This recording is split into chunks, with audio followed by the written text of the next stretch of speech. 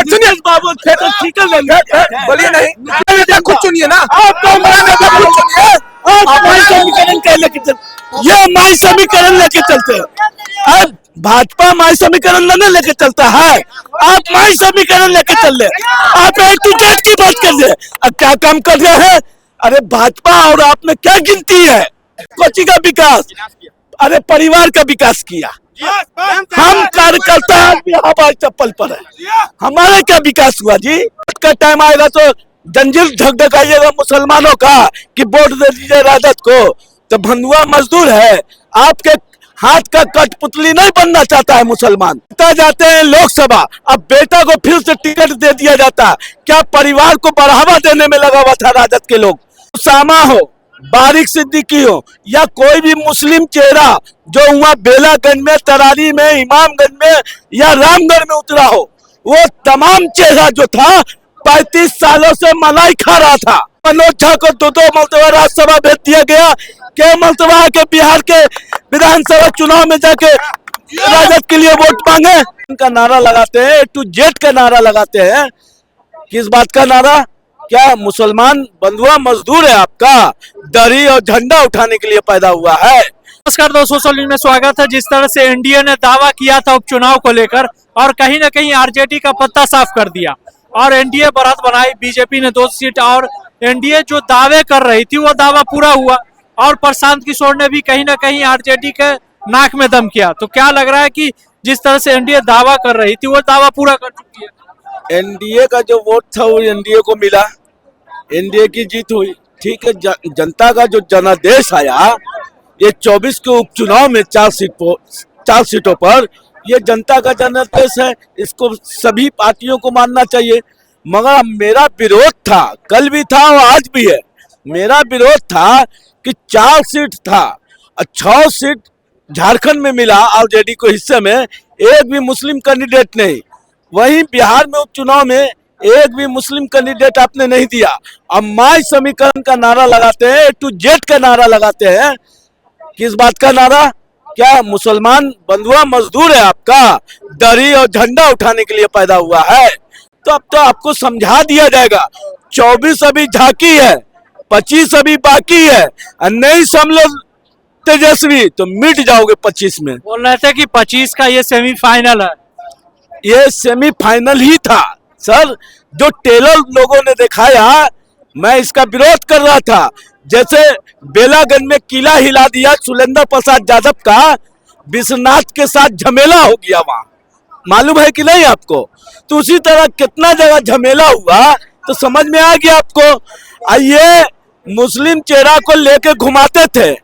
अब बेलागंज के विधानसभा क्षेत्र में लालू यादव जो राष्ट्रीय अध्यक्ष है राष्ट्रीय जनता दल के, उसको भी उतार दिया, पूरा परिवार उतर गया बेलागंज में, उसके बाद भी नहीं जीत पाया। तो जनता के प्रति कहीं ना कहीं राष्ट्रीय जनता दल ने विश्वास खोया। इस विश्वास को प्राप्त करने के लिए तेजस्वी प्रसाद यादव को राष्ट्रीय जनता दल का पूरा कौरम को समझना होगा, पढ़ना होगा। कहीं ना कहीं 35 सालों से जो आरजेडी झंडा गाड़ रही थी, उपचुनाव हो कहीं भी सत्ता में, वो चीज इस बार रिकॉर्ड टूट चुका है। देखिए 25 में उनके सुलेंद्र प्रसाद यादव को टिकट मिला और लोकसभा जीत कर चले गए, मगर विधानसभा में क्या हुआ? आप पिता जाते हैं लोकसभा, अब बेटा को फिर से टिकट दे दिया जाता, क्या परिवार को बढ़ावा देने में लगा हुआ था राजद के लोग? वहां पर क्या जब यादव का सीट बन रहा था तो क्या राष्ट्रीय जनता दल में यादव वर्कर नहीं थे क्या? उनको टिकट दे दिया जाता। आरजेडी तो बोलते हैं कि मुस्लिमों के लिए की थी और मुस्लिमों की पार्टी है। मुस्लिम का पार्टी था तो 60% हमारा वहां वोट था, क्यों नहीं हमको मिला वहां सीट? क्यों नहीं मिला? इसका कौन जवाब देगा? तो ये सब नौटंकी अब चलने वाला नहीं है तेजस्वी का। ये जो हरियाणा से लाके बनाया, संजय यादव को राज्यसभा भेज दिया बिहार से, के दिन हरियाणा वाले संजय यादव जाके बेलागंज, तरारी, इमामगंज में वोट मांगे? ये मनोज झा को दो मरतबा राज्यसभा भेज दिया गया, के मरतबा के बिहार के विधानसभा चुनाव में जाके राजद के लिए वोट मांगे? अरे ये लोग राष्ट्रीय जनता दल को खत्म करने पे लगा हुआ। लालू प्रसाद यादव से मेरा मांग है कि इन लोगों को पहचानिए। और राजद का ये लोग को झंडा नहीं ढोया था, अपने खून और पसीने से सींचा नहीं था, ये लोग को बैठे बैठाए कुर्सी मिल गया। ओसामा को भी तो शामिल किए हैं और ओसामा भी कहीं ना कहीं प्रचार किया। इधर सुनिए न, ओसामा हो, बारिक सिद्दीकी हो या कोई भी मुस्लिम चेहरा जो वहाँ बेलागंज में, तरारी में, इमामगंज में या रामगढ़ में उतरा हो, वो तमाम चेहरा जो था 35 सालों से मलाई खा रहा था। राजद के झंडा के नीचे 35 सालों से मलाई खा रहा था। आज मलाई, आप जाइएगा, वोट का टाइम आएगा तो जंजीर झकझकाइएगा मुसलमानों का कि वोट दे दीजिए राजद को। तो भंडुआ मजदूर है, आपके हाथ का कठपुतली नहीं बनना चाहता है मुसलमान। तो 25 में जिस तरह से अभी का रुझान रहा था, कहीं ना कहीं सीएम नहीं बन पाएंगे तेजस्वी। अरे सीएम का सपना देखना है तो जिसकी जितनी हिस्सेदारी उसकी उतनी भागीदारी होनी चाहिए। 18% हम है, अरे 18% हम है, हमारी भागीदारी कहाँ गई? अरे क्या बारिक सिद्दीकी से हमारी भागीदारी पूरी होगी? हम लोग जो वर्कर है, हम लोग जो झंडा डंडा, आपको ब्लॉक हो, जिला हो, सड़क से लेकर सदन तक हम पार्टी के हर प्रोग्राम में शामिल रहते हैं, पर हमारी भागीदारी कहाँ जाएगी? क्या हमारी भागीदारी का क्या तय करेंगे बारिक सिद्दीकी? क्या तय करेंगे ओसामा? तो ये लोग तमाम लोग 35 सालों से मलाई खाया, तो इन लोग ये लोग के इशारे पे मुसलमान नहीं चलने वाला है। क्या लग रहा है जिस तरह से उपचुनाव में एनडीए ने झंडा गाड़ा और आरजेडी का पत्ता साफ कर दिया? इनका पहले जवाब दे देते हैं, उसके बाद आपको जवाब दे रहे हैं। जैसे ये बोले कि बारिक सिद्दीकी ओसामा नहीं ठिका लेंगे, तो हमारे नीतीश बाबू भी ठिका नहीं देंगे। एक मिनट सुनिए बाबू, ठिका लेंगे, बोलिए नहीं, बोलिए नहीं, ठिका लेंगे, बोलिए नहीं, बोलिए नहीं बाबू से हमारी लड़ाई है, बोलिए नहीं। हम आप बोल लेते तो हम नहीं ना बोल लेते। आप बोल, जैसे ही बोल लेते कि मुसलमान को सिर्फ मतलब आरजेडी यूज किया, ठीक है ना, यूज किया, तो इसे नीतीश बाबू भी कैगो मुसलमान को टिकट दे दिए। बीजेपी में भी बहुत सारे मुसलमान है, कैगो बीजेपी मुसलमान को टिकट दिया। वाला बात, उसका एजेंडा वही है, हिंदू वाला। आप नेता खुद चुनिए ना, ये माई समीकरण लेके चलते हैं। अब भाजपा माई समीकरण नहीं लेके चलता है, आप माई समीकरण लेके चल रहे, आप एक टू जेड की बात कर रहे। अब क्या काम कर रहे हैं? अरे भाजपा और आप में क्या गिनती है? क्या गिनते थे कि अच्छा हम भाजपा को वोट दे देंगे? आप चुप्पी कर, आपका बंधुआ मजदूर है, आपके हाथ का कठपुतली बनेंगे। उस दिन तो भाजपा से पहले तो आरजेडी विकास की थी। विकास, कोची का विकास? अरे परिवार का विकास किया। हम कार्यकर्ता हवाई चप्पल पर है, हमारे क्या विकास हुआ जी? किसमें परिवारवाद है? लालू यादव में। सुनिए, देखिए आप बोल दिया लालू यादव, आप मेरा सुनिएगा। अमित शाह का लड़का जो बीसीआई का सेक्रेटरी बना हुआ है ना, उससे अच्छा ही आप स्मार्ट लग रहे हैं। हो सकता है अमित शाह के लड़का से ज्यादा आप पढ़े लिखे होंगे, आप ही बन जाते। वो परिवारवाद नहीं है, हमारे दम स्वर्गीय राम। हवा तो आप दिया, बीच में नहीं भौंकिए, आप बीच में नहीं भौंकिए। रामविलास पासवान का बेटा, सुनिए, रामविलास पासवान का बेटा चिराग पासवान जो है बना हुआ, वो तो बाहर में दह के नहीं आया।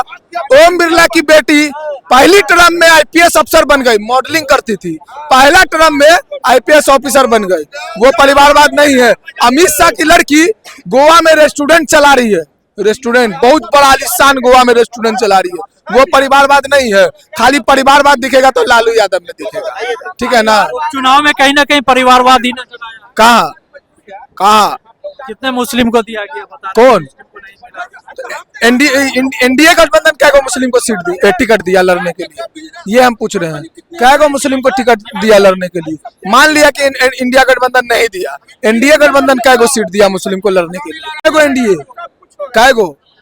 वही आप यही ना कहता है कि आपका यही ना शब्द है कि मुसलमान अपना नेता खुद चुन ले, तो बिल्कुल चुन लिया।